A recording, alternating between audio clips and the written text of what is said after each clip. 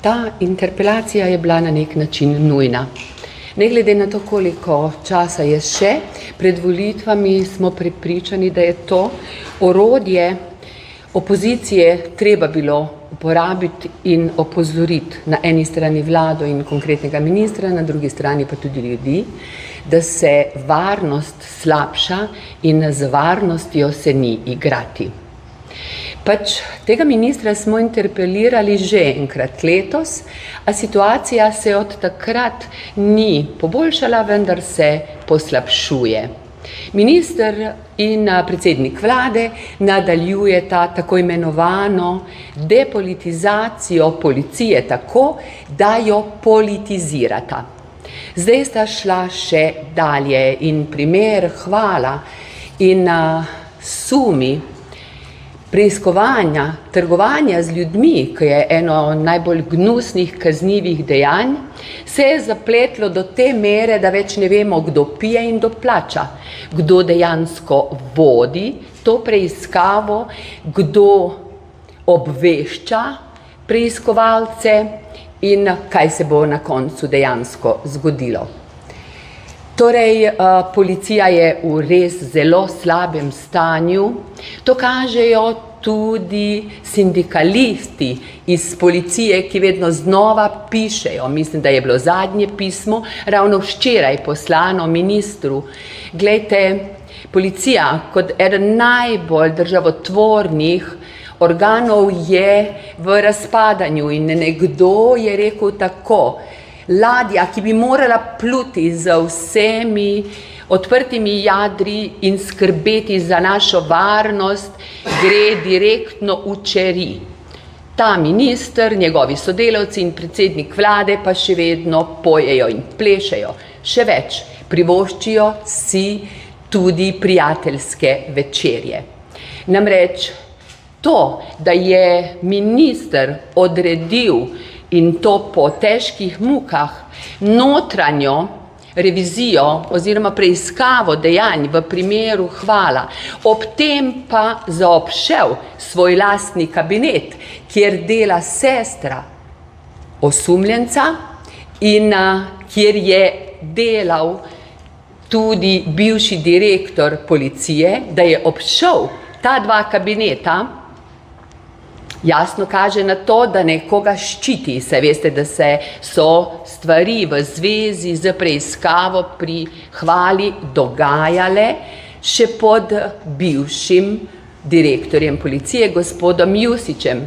Torej, verjetno tudi vi že sklepate, da minister ščiti tako na eni strani šefico svojega kabineta in preko nje svoje prijatelje in na drugi strani res svojega bivšega direktorja policije, za katerega se je boril kot lev, pa je na koncu vendarle moral pod težo javnosti tudi odstopiti.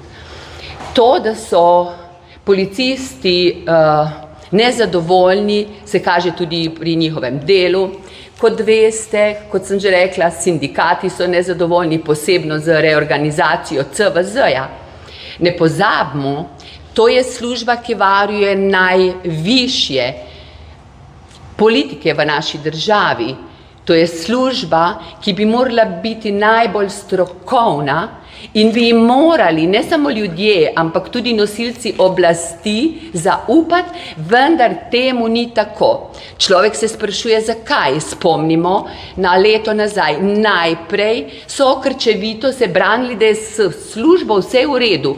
Na kar je prišlo v javnost tudi z vašo pomočjo mnogo težav znotraj službe, naj omenim gospod Gončin in tako naprej, je pač minister priznal, da jo je treba reorganizirati, sicer sta za to bila kriva bivši minister in bivši direktor, potem je decembra napovedal, da jo bo reorganiziral, danes smo v juniju, od reorganizacije, kot zgleda tako policisti, je ostala samo kadrovska čistka.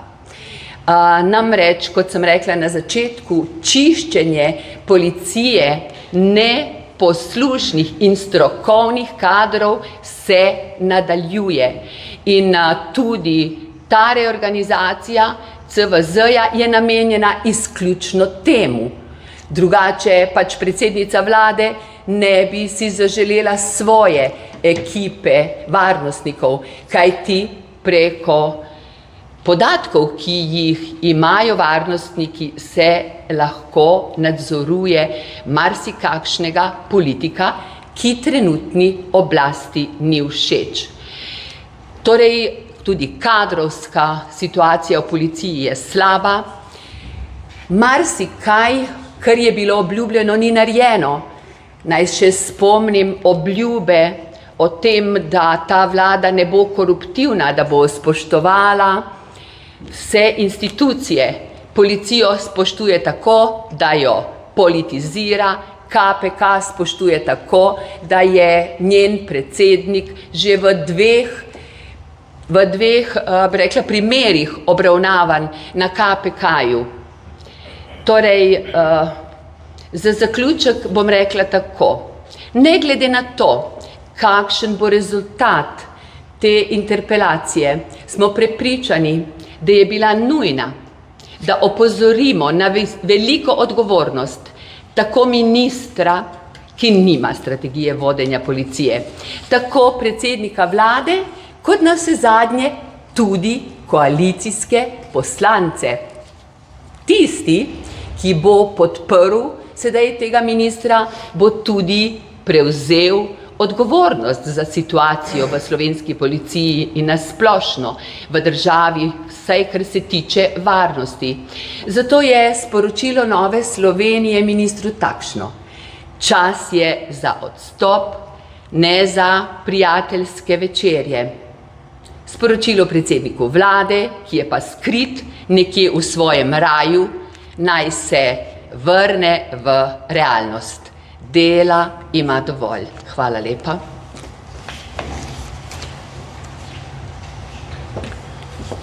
Ja, hvala še z vidika poslancev stranke Demokrati. Prejšnja interpelacija v januarju je dala en pomemben rezultat. Namreč odstopil je generalni direktor policije. Če ne bi bilo tiste interpelacije, bi danes imeli ob aferi Hvala še vedno istega generalnega direktorja policije in zagonetka ministra bi bila v bistvu še večja. Ko sem sam spremljal razkrivanje te afere za prodajo tujih delnic, tujih delavcev, moram reči, da me je stisnilo in sem pričakoval en zelo močan odziv uradnih struktur ministrstva, pa tudi ostalih ministrov, ki na koncu koncev so v času svojega mandata večkrat opozarjali na pravice delavcev in pravice tujih delavcev. To se zanimivo ni zgodilo. Nasploh je bil odziv ministrstva in ministra tak, kot da želi to afero v bistvu pomesti pod preprogo. Nismo to sami mi, ki smo to opazili, ampak so to opazili tudi določeni vidni podporniki aktualne vlade na terenu. In moram reči, da se o tej zelo pereči temi javno v bistvu še ni spregovorilo. Ni se spregovorilo v parlamentu in interpelacija je na nek način usluga vladi, usluga ministru Hanu, ki je dejal, da ne bo pozival druge ministre k odstopu, in usluga ministru Mesecu za delo, ki ga je ena od vidnih predstavnik SD imenovala kot najbolj odgovornega, da razreši to vprašanje, da druga veja oblasti, torej da parlament opravi razpravo o odgovornosti ministra. Jaz si težko predstavljam državo, v kateri osumljeni preprodaje delavcev, tujih delavcev, nonšalantno enostavno pride na ministrstvo, eno od ministrstev, Ministrstvo za zunanje zadeve, in reče, kdo me je prijavil. Ob tem, da je predhodno v vladni delegaciji na davkoplačevalske stroške potoval na Filipine in na nek način užival bonitete tega, da je član vladne delegacije. In to so vprašanja, na katere, ki jih minister za notranje zadeve vidno podcenjuje, so mu vidno neugodne in ne želi na njih odgovarjati, verjetno tudi zaradi sorodstvenih vezi, ker je pač sestra osumljenca vodja njegovega kabineta.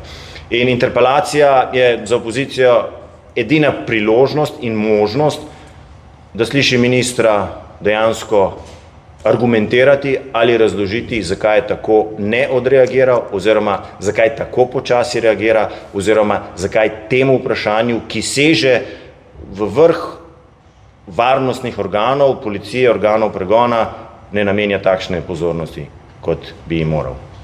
In mogoče še druga zelo pomembna tema je vprašanje splošne varnosti.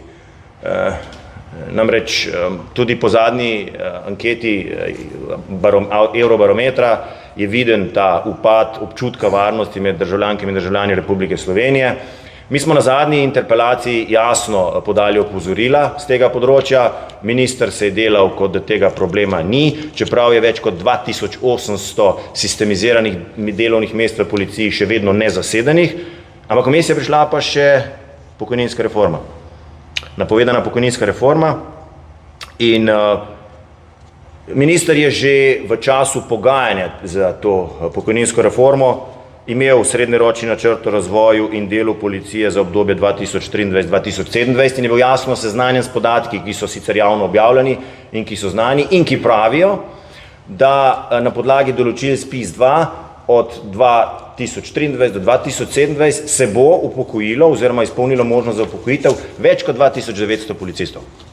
Ob že nezasedenih delovnih mestih, sistemiziranih delovnih mestih v policiji, je to izjemna grožnja za varnost, zagotavljanje varnosti v slovenskem splošnem prostoru, še posebej na izzive, ki jih danes na področju varnosti, s katerimi se soočamo tudi zaradi spremenjene geopolitike. In minister še naprej drži glavo v pesek.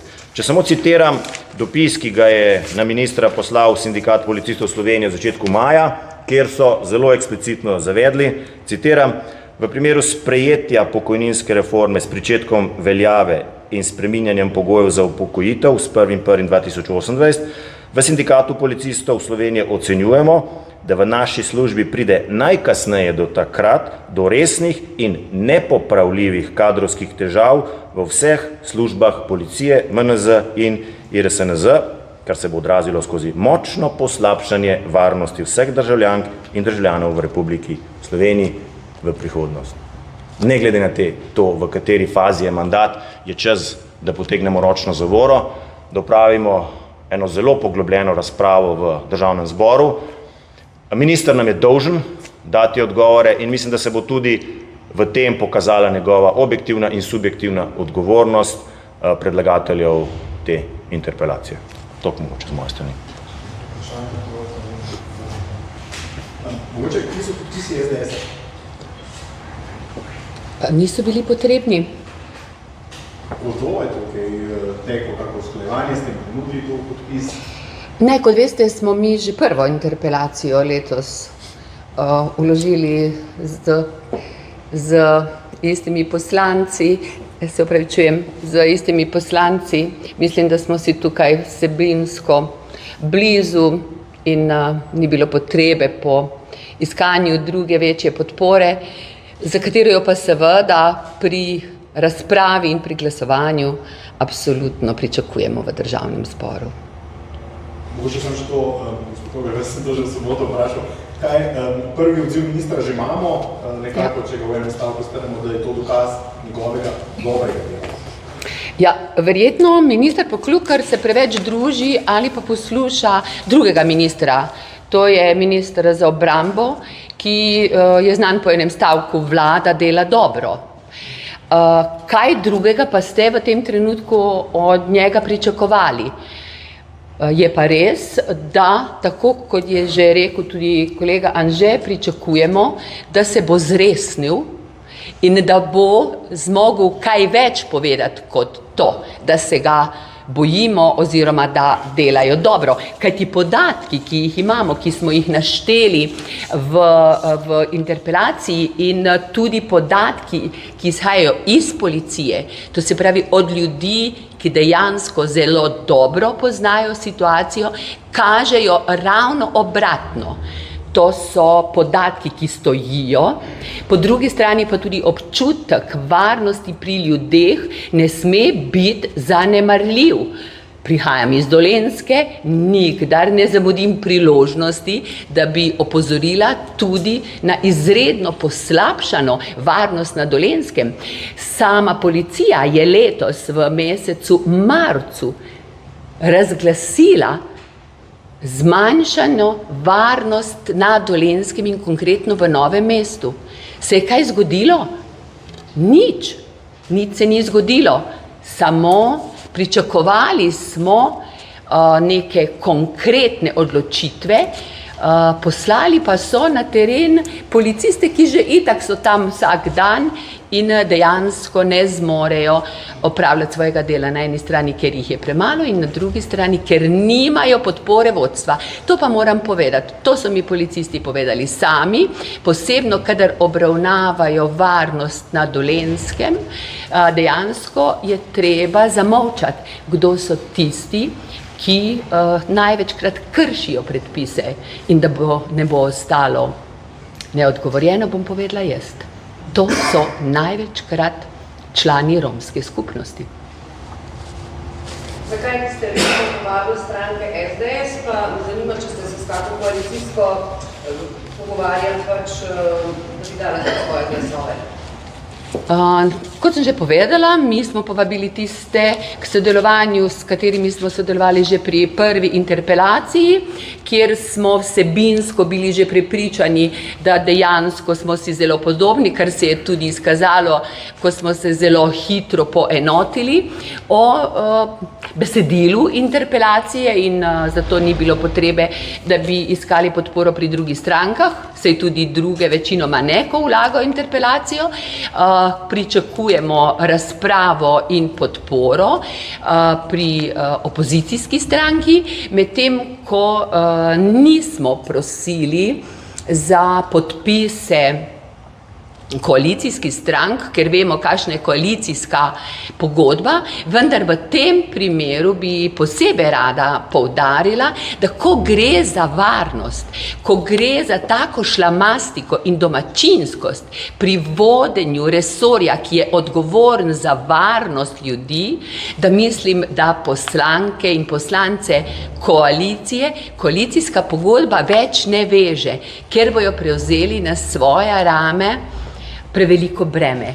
Morda se bojo pa odločili enkrat modro in svetovali ministru, da odstopi. En tak primer smo dejansko že v tem mandatu imeli pri Stojmenu Duhovi ministrici, ne? Še mogoče kaj pričakujete, kam se bo zadeva odvila? Izvoli. Mogoče lahko samo še jaz dodam. Jaz težko pričakujem, da bi poslanci stranke Levica in poslanci stranke SD stopili v bran ministru za notranje zadeve.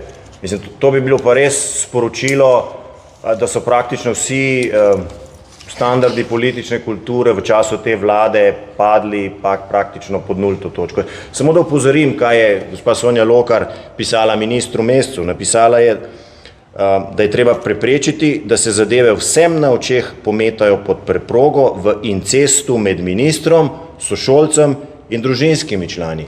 Minister Han je rekel, da gre za osebo, ki jo zelo spoštuje, in težko verjamem, da bi slepo sledili koalicijskem sporazumu tako glasnih očitkih, kot jih spremljamo v primeru oziroma primeru afere Hvala. In lejte, to je nekaj, ki loči potem tudi pot, po kateri bo krenila politična kultura v Sloveniji. Že tako je ta minister slabo začel, ko je na čelo policije postavil nekoga, ki ni izpolnjeval pogojev, kar je moralo odločiti šele sodišče. In zdaj, da bi še znotraj svojega kabineta preko sorodstvenih vezi in ob tekanju informacij tistim, ki so osumljeni, vzpostavil kot nek normalen standard, ki ga koalicijski člani branijo za voljo koalicijske pogodbe, oprostite, to je pa verjetno malce prevelik zalogaj tudi za to koalicijo. Hočeš reči, da se bo težko postaviti na stran ministra in braniti pravzaprav vse te nečednosti in dejansko prikimati trgovanju z ljudmi, ker sem rekla že prej, da je to eden najbolj gnusnih zločinov najbrž v naši državi, in če bojo se postavili na njegovo stran, bojo pravzaprav tudi poslali zelo slabo sporočilo javnosti.